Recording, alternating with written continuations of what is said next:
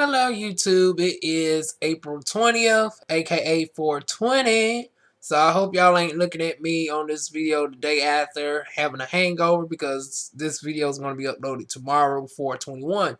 So I hope y'all ain't looking at me with a hangover or whatever. We are here with some TV talk. So of course we're going to get the politics on out the way first. Last night was the you know elections or whatever in New York, and both Trump and Hillary won by noticeable margins. So we're going to get that out the way before we get into, shows like Empire and How to Get Away with Murder and all of that I'm watching, you know. So anyways, let's go ahead and get the current results out the way. So last night, of course, what I knew, once everybody seen the debates back and forth, it pretty much confirmed who was going to vote for who. Like, people who was going to vote for Bernie was still going to vote for Bernie. People who was voting for Hillary was going to vote for Hillary. I said what made Bernie look bad is two major things this week. Number one, he tried to make darn Hillary look like she wasn't for raising the minimum wage, and when she kept her story consistent about raising it to $12 an hour. I touched on this in my last video that, raising it gradually, giving people like me in my career field a chance to, up our income. That way inflation doesn't happen and we don't put America in another $27 of $27 trillion deficit. So she set that out. Then she was on the Breakfast Club, and she got more of her points across. She shaved the hell out of darn old Senator Nina Turner, talking about I do believe darn old Senator Nina Turner is from Ohio, which we won by a large margin, because y'all know Senator Nina Turner, she switched from darn on Hillary Clinton to darn on Bernie Sanders.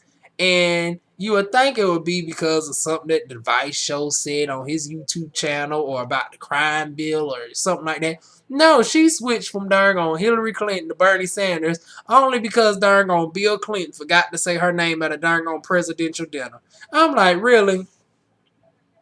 Really? You ain't switching based on policy. You ain't really switching on the key factor of Bernie Sanders' views. You even said you don't agree with some of the views. Your primary position of switching from Hillary to the Bernie Sanders is your name wasn't called at a dinner. Okay, Miss Nina, you still look sexy though. Go ahead, fellow Sister Chocolate. Go ahead. We're gonna let you pass on that.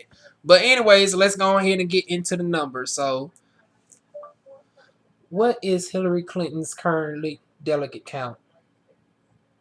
Presidential primary results. Here you go. Okay. So currently, Hillary Clinton is still leading by night. Now she went from 1750 prior to the campaign to, she had like 1745, and Bernie Sanders had like 1086. Now Bernie Sanders have 1189, and Clinton has 1930. So let's subtract 1930 from 1189, which is still going to be like a 700-point difference. 1189. Oh, it is a 741-point difference. Bernie Sanders is still behind by 741. He still thinks he has hope, and yeah, that his hope is about as good as Kasich. Except Kasich has a stronger chance of becoming a Republican nominee because darn on Ted Cruz is stuck up on darn on Donald Trump's ass, and he actually would have probably won darn on. He would have got about 40% of the 45% of the vote from New York if he didn't make the comments that he did about darn on New York. But anyways, let me go ahead and share the Republican results. So the Republican results is Donald Trump now has 849, Cruz has 559, and Kasich has 847. Turns out I'm not for Kasich after all. He's against gay rights and gay marriage. So, yeah, I'm not really a fan of now. I'm not a fan of nobody on the Republican side. I thought Kasich might have been the sole decent darn gone Republican that was speaking some sense, but now he done revealed his colors on that. But overall, it seemed like everything else is good with him. I got to look once again. I've been too busy to look into his platform, but that's the only fuck up that he's admitted that he's not for the gay marriage. But I haven't seen him say anything else too crazy. And everybody has their right to their own opinions. Okay. But let's get into Bernie Sanders and Clinton, because y'all know I'm a Democrat this go round. Usually I'm an independent, but we going on the Democrat round. There ain't nobody on the Republican side to even look for. So yeah.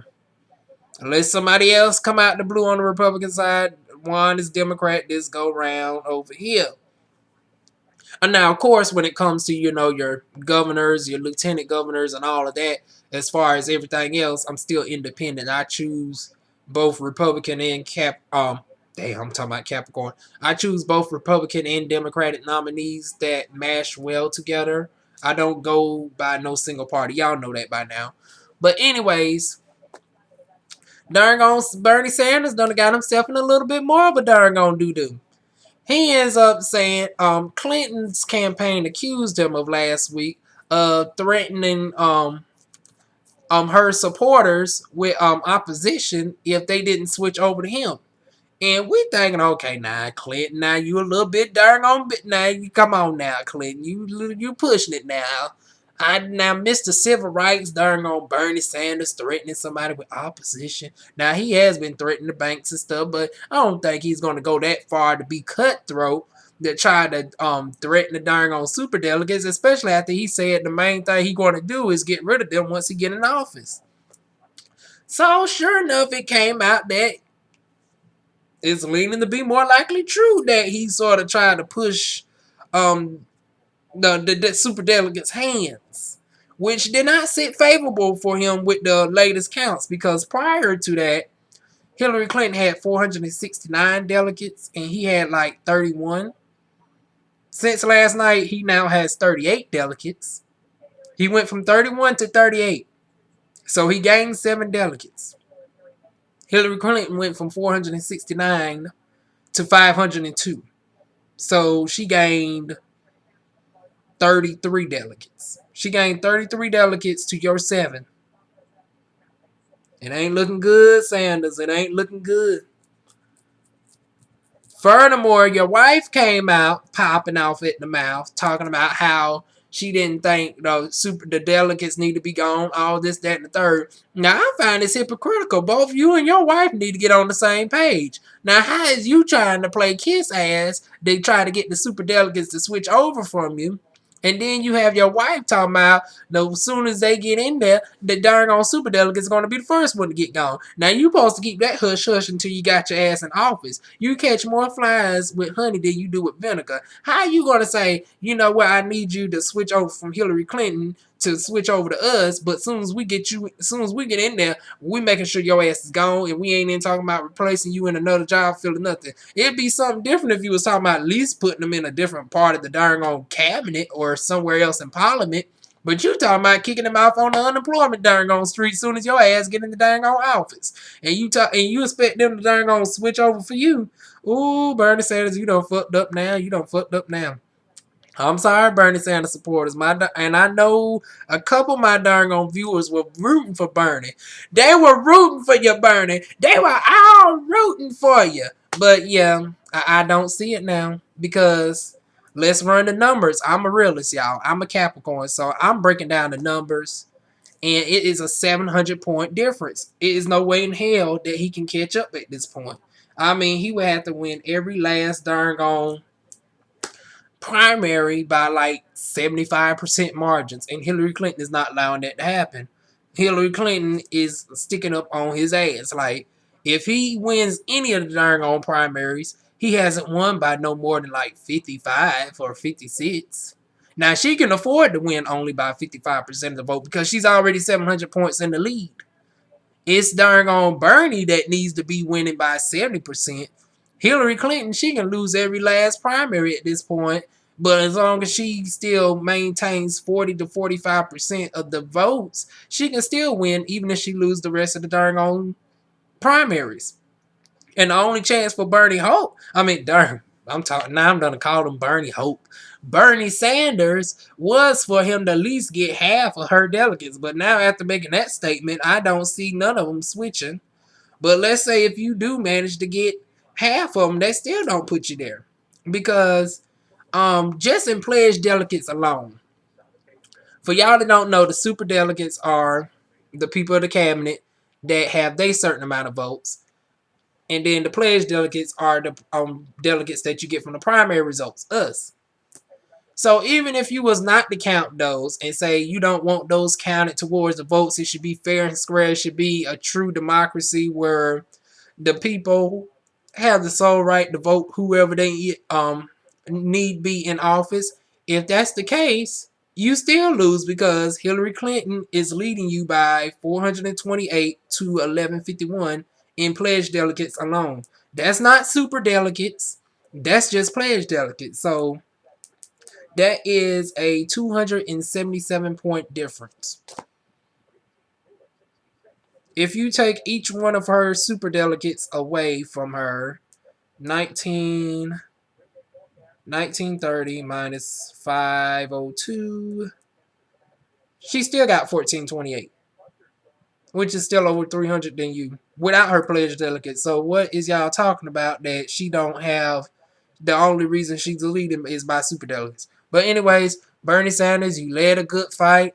I mean, you stuck it out to the bitter end, but yeah, it looked like Hillary Clinton is looking around this up within the next couple of weeks. By the end of May to the first week of June, she will have her needed 2,383 to become the Democratic nominee outright. Now switching over to the Republicans, it is 700. Wait a minute, it's 1,646 delegates left for Democrats, but it's the first one who reaches 2383. It ends the nomination and Hillary win outright. Now it is 734 left for the for the Republicans, and they need 1237. And Trump currently has 845. So for him to win outright, let's see, 734. I think he needs 40% of the delegates, the remaining delegates. Oh no, he needs more than that. 734 times 60, 440 plus 840. I'm calculating, y'all. 1,285. Okay. So I think he needs 50, let's say 50, 57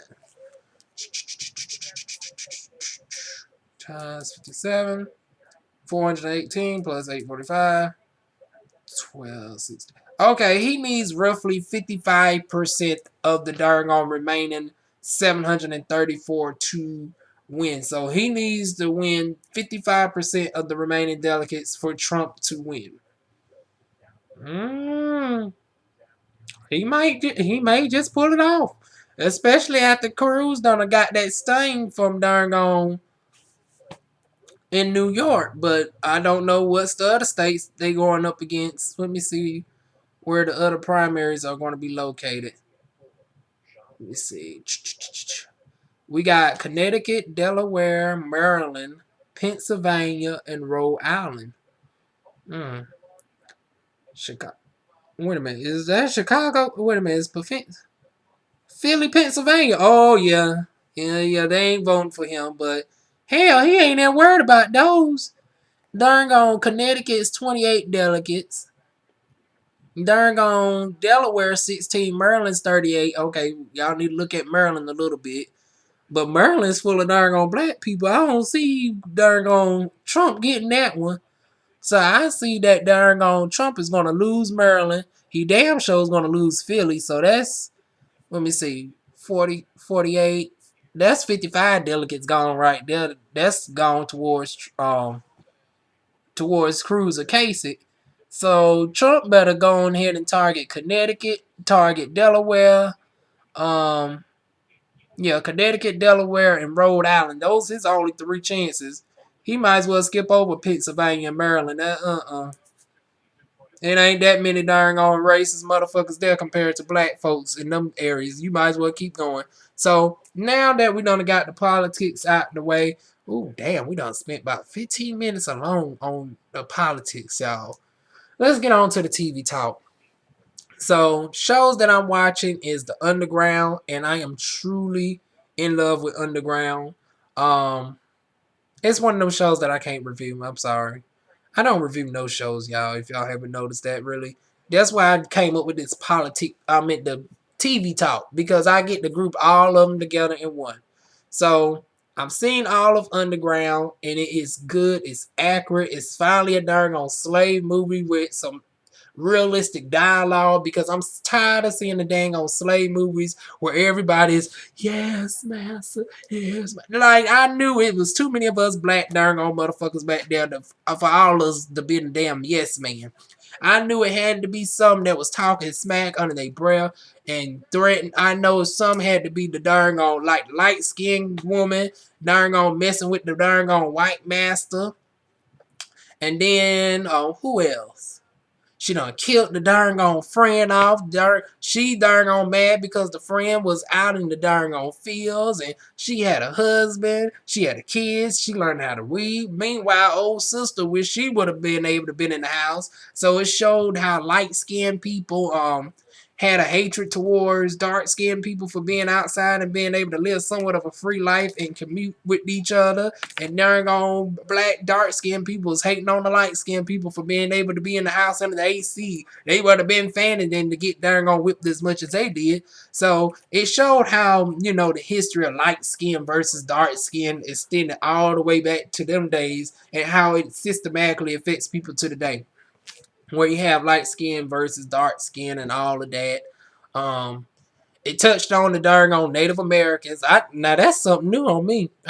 Finally a darn on movie that touch up on Native Americans' interaction with black people and how they help aid in the guise of black people getting to freedom, and in the midst of Indians aiding black people in the quest of freedom, there were some mixture going on, which is why quite a few of your black people have some Native American lineage. Most people thought I was crazy. Most people thought I was stupid or whatever. Even though I admitted I don't know geography worth a damn. I can tell you all about, different cultures and stuff, but don't expect for me to point it out on the map. I can tell you about, so we're going to send a prayer up to Ecuador. My favorite science teacher is from Ecuador, so we sending prayers up to Ecuador. I can't even point that out on the map. Can't point Trinidad out on the map, but I can tell you about the culture in the country. So, with that being said, I'm glad that they're going into the dialogue with the Native Americans on Underground. They went into the dialogue about white people helping darn on black people to the north. And I've been saying this. Y'all know I've been saying this on my channel for over years, that not all white people are racist. You had white people back in the 1800s aiding 1800s aiding darn on black people to freedom. But once again, people thought I was crazy. People thought I was reaching stuff out of thin air. And then Underground has came out and finally made a darn on movie that highlights everything. Not just the whipping, not just the slavery, but it showed the opposition of black people.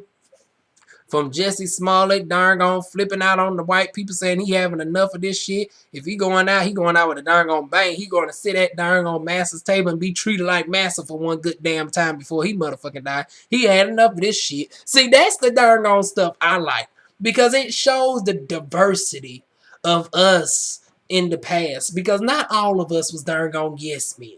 Nigga, you can't get me to believe that all of us was just taking that darn on whip too freely. You had some Jesse Smollett's that were like, you know what, motherfucker, you might as well just kill me. I'm gonna get one darn on piece of bread at this motherfucking table. You gonna have to shoot me by the time this motherfucking movie's over with. So I'm here for darn on Underground.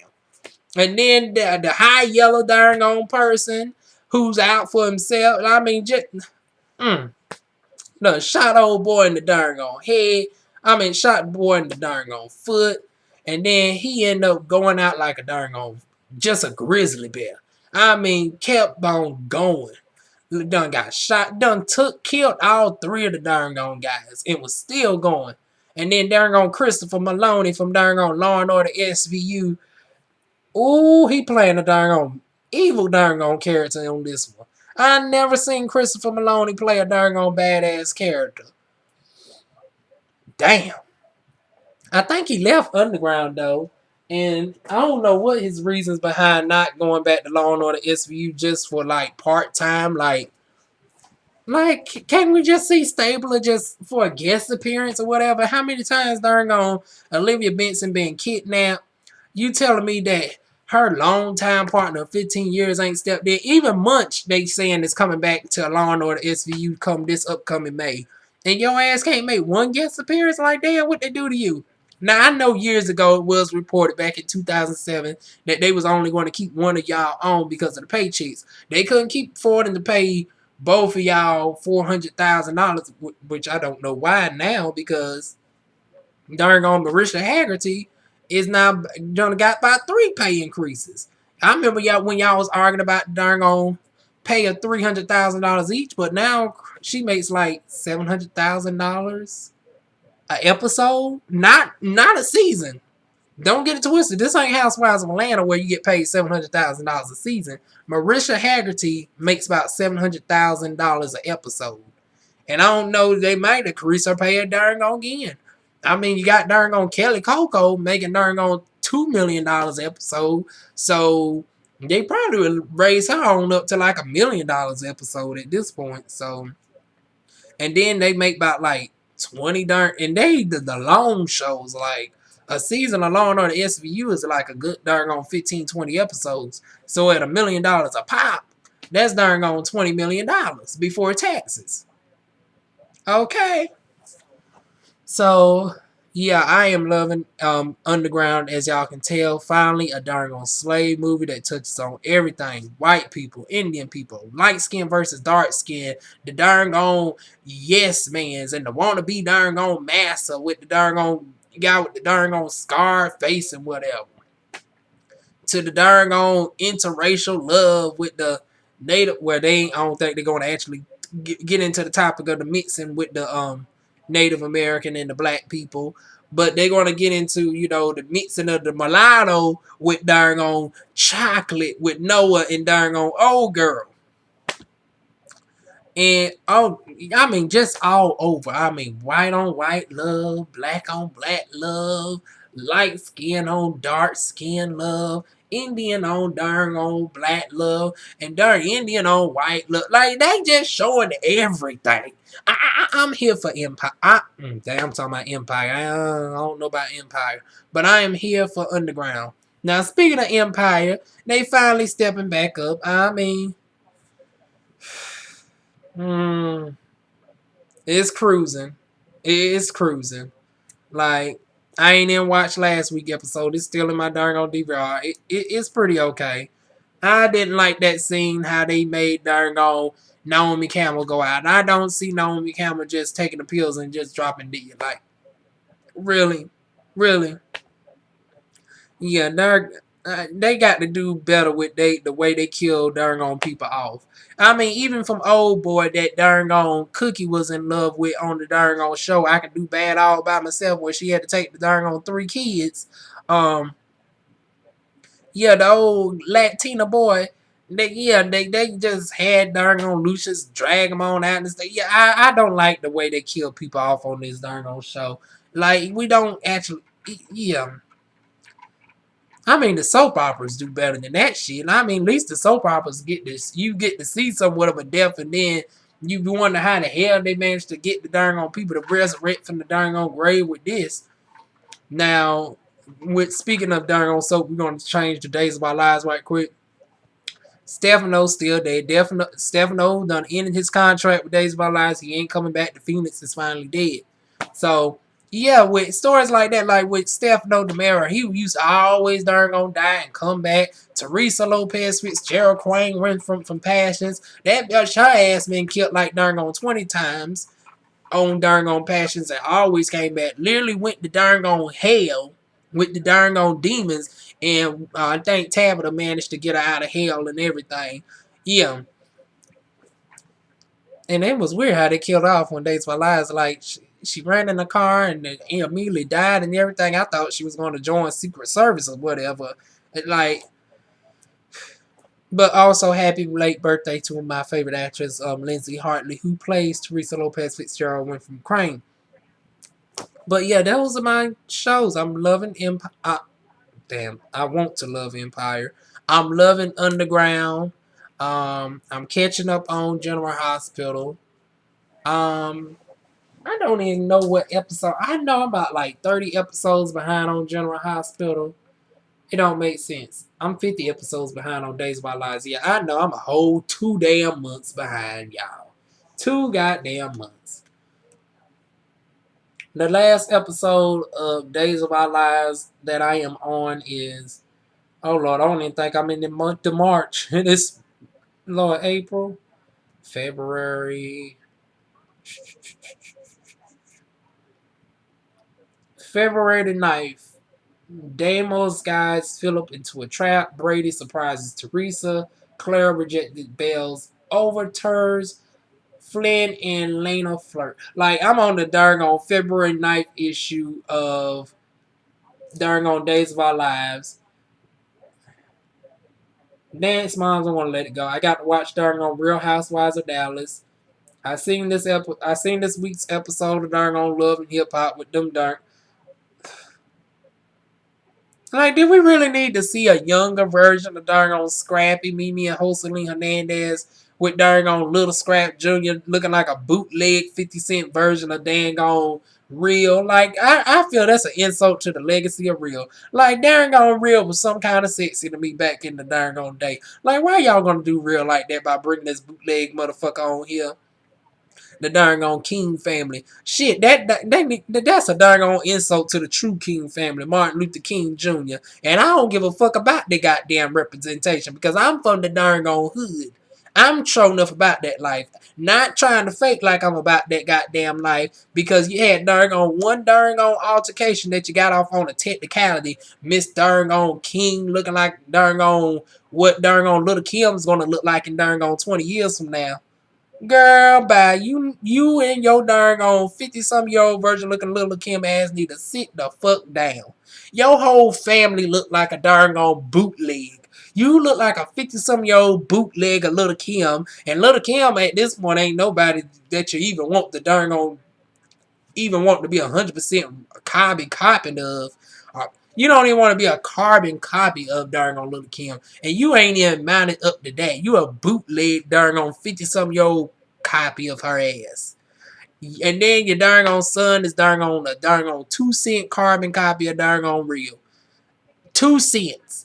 Not the dollar, not the 100, just 2 cents. The only thing you got is the darn on hair. And even the darn on hair looks darn on stiff compared to darn on real silky darn on Indian Remy realness.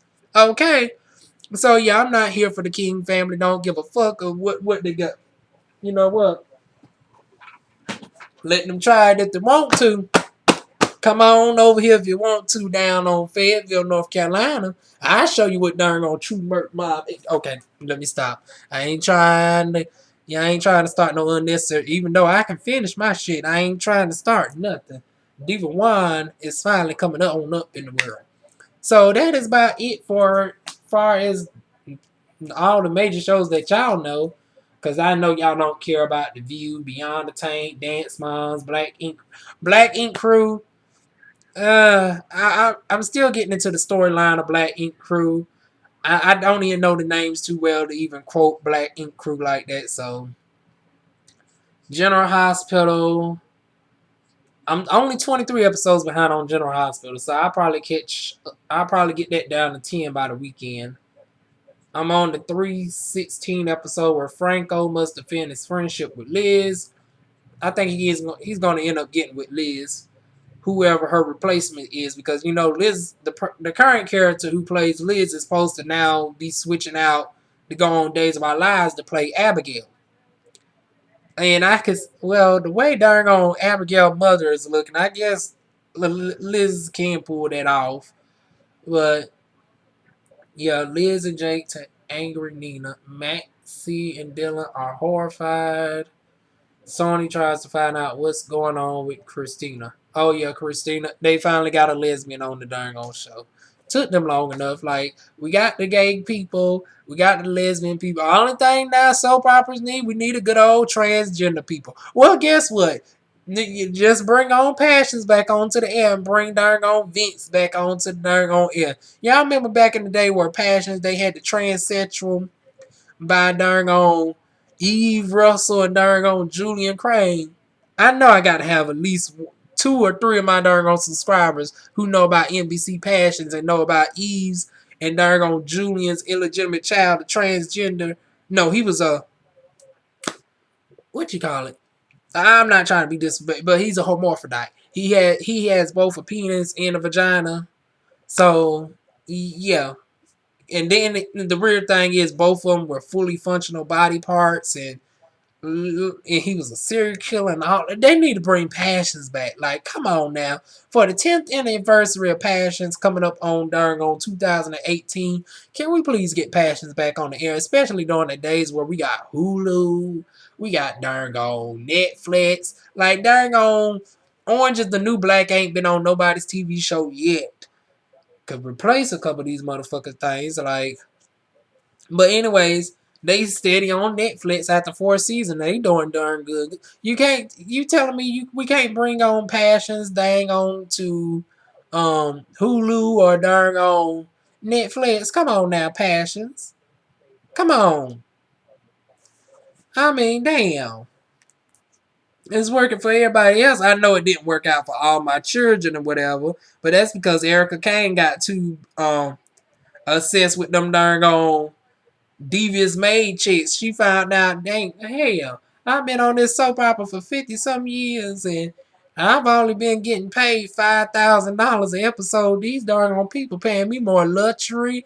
I get the darn on host my darn on lines more. Because, rehearsing lines for a soap opera is a lot different than real life for TV. Like, you get chance over chance, and, it's a lot easier to record for, like, a series like Devious Maze as opposed to doing 5 days a week, and then getting your acting out for 2 weeks at a time.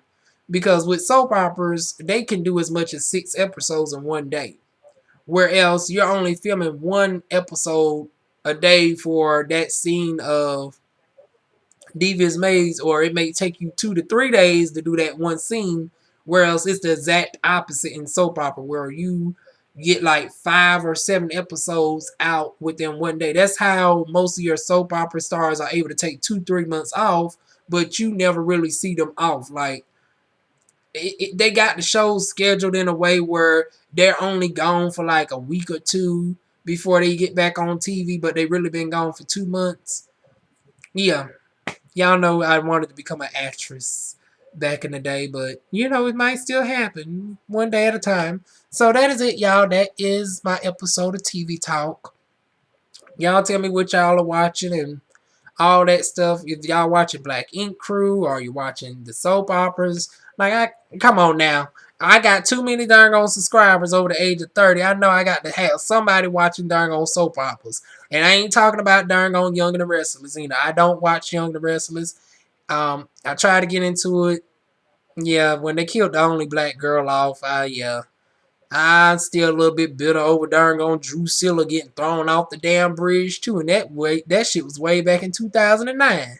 Yeah, they threw Drusilla off the bridge. Phyllis got gone. And I think Phyllis is back though. Phyllis is also Nina Clay on General Hospital. So she plays in 2 soaps at one. I don't know how she does that. But then again, darn Ava Jerome also plays, I think they say she was on Bold and the Beautiful at the same time. So yeah. But anyways, my soap opera lovers, sign off in the comment section. My underground lovers, sound off in the comment section. Empire, sound off. Give me some suggestions for more TV talk, and I will see y'all soon with more videos. And P.S. I am actually loving my hair today. Like, that darn on kinky curly knot today. I think it's very good for twist outs. Like my hair got okay. I'm looking. How's this camera is? I'm looking a little bit lopsided, but I think this is perfect for darn twist outs. My hair got volume and everything with this darn like it looks more elongated and like I could look at this all the way down to the darn roots this time. Usually my darn roots be darn poofy and everything, but and y'all know I don't like no perfect twist, so don't get it twisted. When you see a little bit of frizz, I'm like Taryn guy. I don't like my afro to be, Shirley Temple curls, especially with my hair being thin, well, fine in texture. So I like to fluff it up a little bit. So these are my results, and oh my God, Kinky Curly Knot today is just doing it. I love it for twist outs. I don't love it for wash and goes, but I love it for twist outs. But anyway, give me y'all suggestions on what y'all want to hear, and I will see y'all soon with more videos. Whew, 36 minutes. I'm gonna have to get used to these long ass videos, y'all.